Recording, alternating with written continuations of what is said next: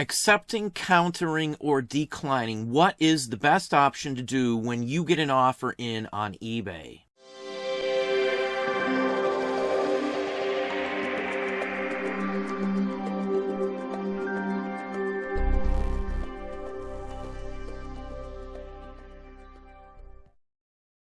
Hey, it's Don. Today I wanted to talk about offers specifically. I get them constantly. I send offers to watchers all the time. Even with my offers to watchers, I still allow those people, the watchers that I sent the offer to be able to counter in most cases. To be able to accept something or not accept something is dependent on your specific business and your specific needs. Now, we're going to hop over right now and look at something and discuss options, what works and what doesn't work, and the best bets for you depending on your business skill, what your needs are, and things like that. Okay, so here is an example right here of an offer that I got. It's a record set. I know it's not shown in here, but the information is the aspect of the offer itself. That's the biggest factor we're talking about today. It's a 78 Bing Crosby set. I did accept the $75 offer.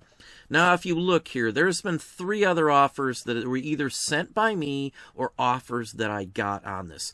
2 of them are lower than this offer right here, declined, unaccepted, whatever the case may be. Another one is the exact same amount as this offer here. May have been one I sent out, may have been one I received. It doesn't specifically say most of the time on here. Now, I did remove the username on here of the buyer. I don't think it's proper to put that out there. Now, the initial price on this item was $125. That's what I listed it for. You can see it's going on 600 days this has been on the site. I paid $5 for this item at a sale somewhere. It's been in my inventory for a little while. I don't worry about the amount that it cost to list or the length of time that it was on. Now, I know people talk about sell-through rate and all that sort of thing.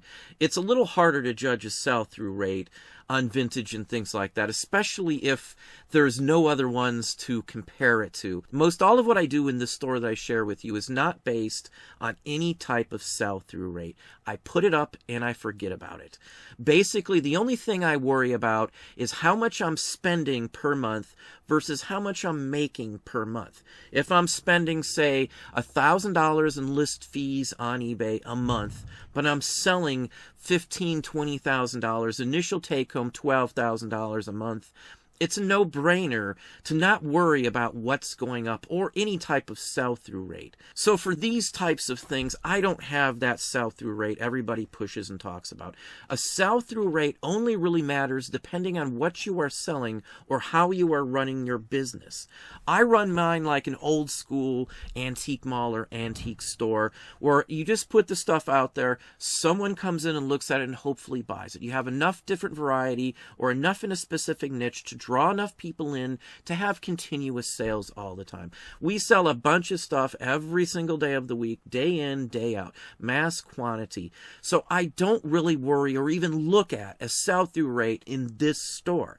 You can see here it took 4 different offers, 4 different attempts either from somebody or from me to get this to sell. I could have listed this at an auction for $10 and maybe blown it out for $40 or $50 if I'm lucky. I don't worry about stuff like that. Now, the end of this story here is even before eBay changed it where I'm not really paying any extra to list stuff like this, it was only 60 cents extra to list extra items over the initial 10,000 listings I get with my anchor store, or used to get. Now we get 75,000 with the new ZIFs, zero insertion fees that eBay gave with managed payments. So there's even less reason for me to worry about these, pushing these out or anything like that. I do run a sale on these. So again, there was a small sale off. I believe it was marked down to $95. I took the $75 offer. As you can see, I don't care if something's turned down. If I don't feel that that offer is appropriate, or I do honestly think from selling certain items that I can get more out of a certain item, I'm just going to counter back for what I want out of the item. Now, of course, this is my business. This is how I handle my business. I'm not telling everybody to counter every offer. It really depends on where you're at in your business and what you want out of an item. If you're just starting off, you may have the need to get money coming in as quickly as possible. You may be willing to take half of what you think you may get for an item just to have that revenue coming in at this day and age, pandemic and the whole works. Completely understandable. It's something I did. We used to take offers that weren't the greatest sometimes because we needed the money to pay a bill or something like that. So don't think of that as a bad thing. Think of that as bringing money in. You know, as you get better, as you're making more money, you can afford to counter on offers if that is the stage that you are in. If you've had it up for a long time as well, let's say you've had something up for 3 or 4 years. I've got things up that have been up for 4 years in our store now. And that doesn't bother me as well either, because I still sell stuff constantly that have been up since the days I went full-time on eBay. Again, no big consideration at all to me in any aspect if it sits there. Like I said a few minutes ago, I more worry about the difference between my fees and my profits. That's what matters to me. As I said before, if you're selling $15,000 or $20,000 a month, your fees are $1,000 a month, you're still, after everything is said and done, even if you've got labor in there like our case, you still are probably bringing home, bottom line, $12,000 profit after COGS, after everything is done. COGS, cost of goods sold, everything that you've got invested into those items. That's the number that I look at. And even when I expand out from my business there, what's more important isn't necessarily a specific site anymore at all. It's my overall combined revenue from the various sources we've got money flowing in from. As long as that number's going up and my revenue is still consistent on any of the platforms I'm doing, things are going in the right direction. Again, everybody's not in the same spot. Everybody's business isn't in the same stage. Everybody is in a certain spot that's different than anybody else. So don't always judge what you do on what somebody else does or what they say, because that may not work for you. Again, things that I say may not work for your specific business. You've got to look into them. I look into everything, any kind of recommendations that I think may help us or anything I see. If it doesn't work for me or it doesn't look to be feasible, I just won't mess with it. It's got to be tailored to your specific business.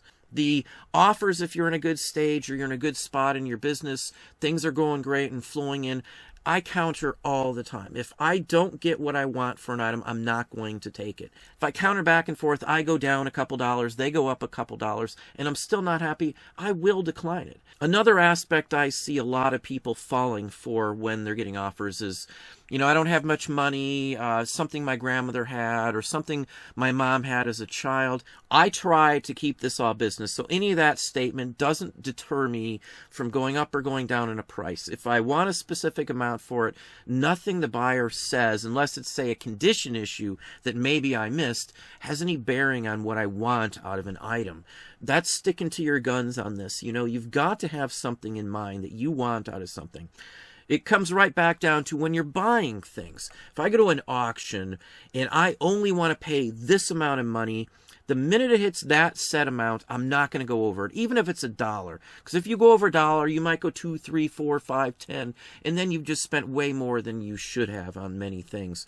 One of the biggest mistakes that I see when I go to auctions and things is folks that are new into this industry spending way too much and not, you know, checking things out or drawing a line in the sand and saying, this is as much as I will pay. Like with offers as well, too, I don't go below a certain amount in most items. I know what I want to get out of something, and if it's even $1 off from that, 99% of the time, I won't take the offer. The only exception in stuff like that is, let's say someone's buying a whole bunch of items, 5, 6, 7 different items. I may go a few bucks lower than I would have normally on a specific single item to one person if they buy a whole bunch more. With stuff like that, it's a quick sale for me, so I can afford to take a little less when they're buying multiple items. I can wrap them together. It saves me time, energy, shipping, supplies, and the whole works. So that is one of those exceptions as well. So the bottom line with offers is that you have to be able to afford not to take it if you're going to counter back at all.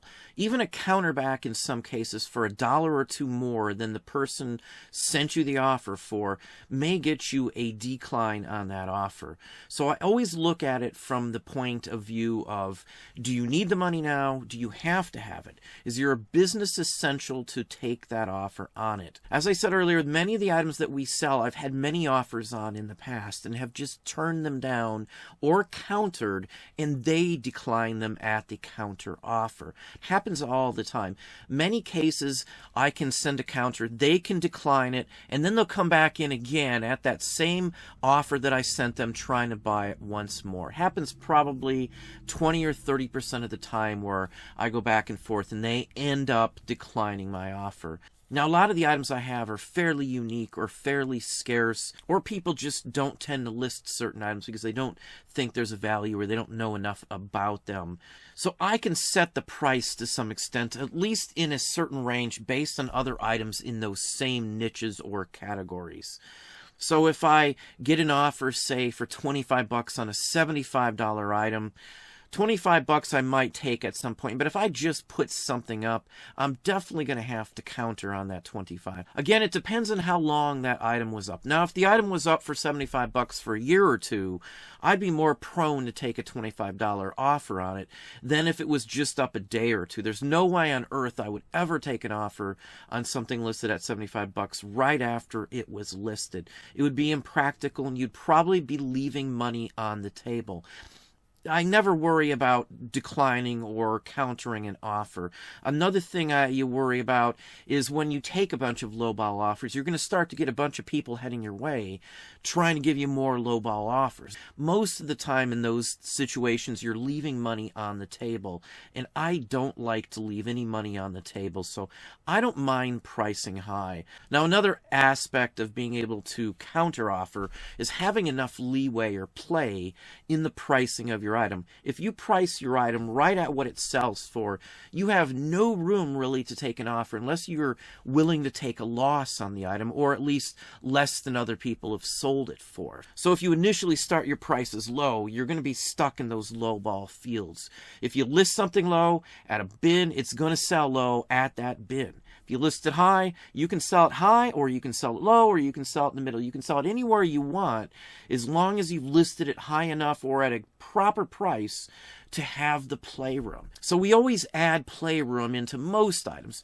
Many items you can't do that with, but the majority of what we sell, I'm able to do that. If it's vintage, collectible, there's not 100 of them on eBay, you're able to do things like that. You can 2 times, 3 times, a potential return on an item. You can price them by the higher items in the category, however you want. But again, if you price them low, they're going to sell low. Same thing goes for pricing an item up at auction in many cases. If you list it low, it's going to sell for low most of the time.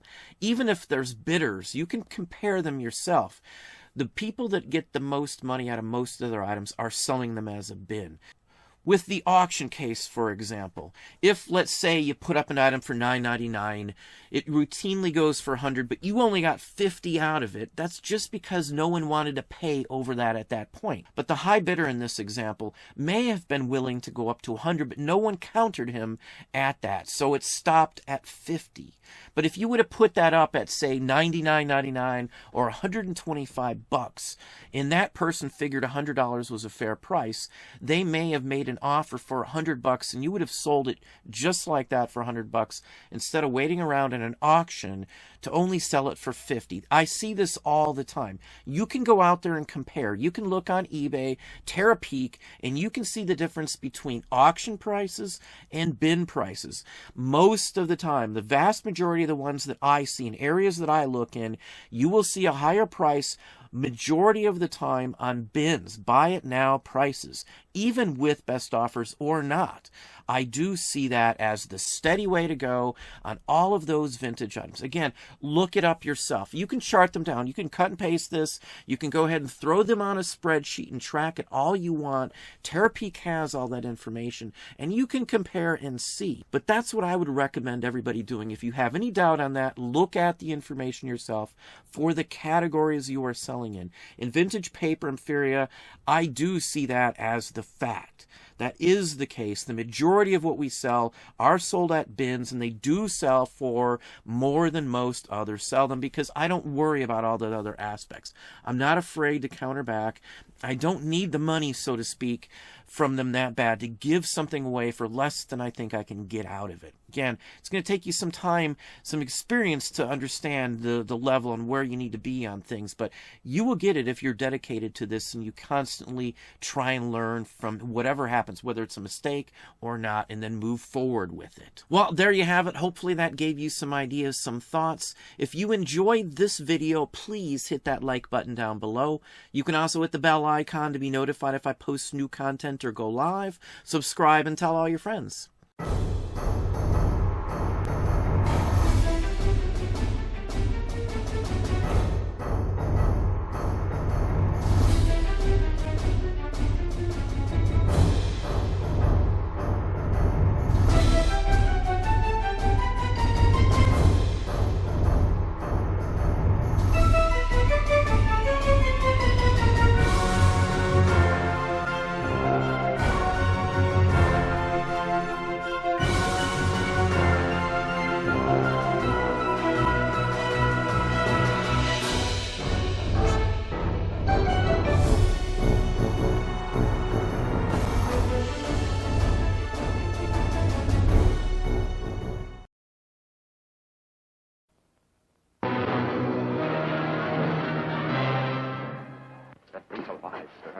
I shot at it, I hit it, I know it.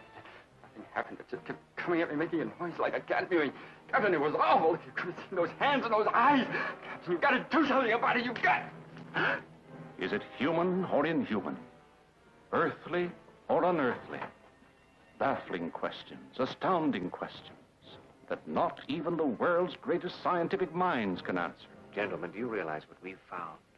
A being from another world, as different from us as one pole from the other. If we can only communicate with it. See? What happened, Doctor? In the greenhouse, I was working. I couldn't see. Yeah. Then a blast of cold air, and I heard Olson scream. Come here.